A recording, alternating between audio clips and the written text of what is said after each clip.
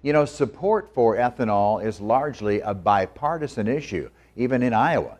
But the amount of land dedicated to growing this fuel is a source of debate as well. And reporter Travis Breeze right now live after talking more about that today with an Iowa expert. Travis.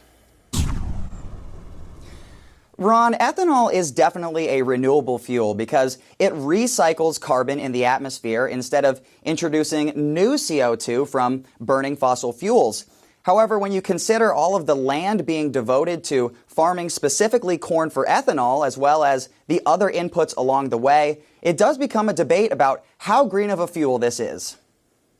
Now, I'm not saying that corn ethanol is the best solution for climate change. It's part of the solution. Lots of resources go into generating ethanol, from the fuel burned on a farmer's tractor to the emissions made at an ethanol plant, and even the CO2 released when you plow the soil. That farmer has increased greenhouse gas emissions, and the argument is how much is that? In February, professors from across the country released a report saying ethanol is actually worse for the environment than gasoline. They argue previous studies have not fully considered the amount of land we are devoting to farming and the nitrates being added to the soil and water. That paper to me drew a conclusion it wasn't that ethanol was bad, it was that American agriculture is bad.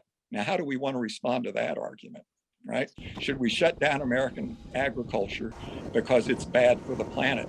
My argument would be, let's start talking about what's referred to today as regenerative agriculture. Robert Brown at Iowa State maintains if it's done right, the benefits of ethanol can be quite large. The culprit is not grain ethanol per se.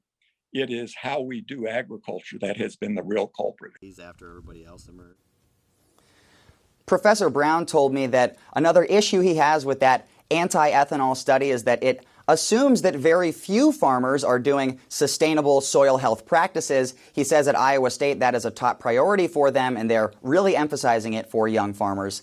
In Iowa City, Travis Breeze, News 7 KWWL. Now, Travis, thank you very much. A lot of debate going on there on that issue. Iowa lawmakers, by the way, have not yet passed the governor's priority of making E15 available pretty much at all pumps, but it could be added as an amendment to a bill which is still alive right now in this current session of the Iowa legislature, which is quickly winding down for this year.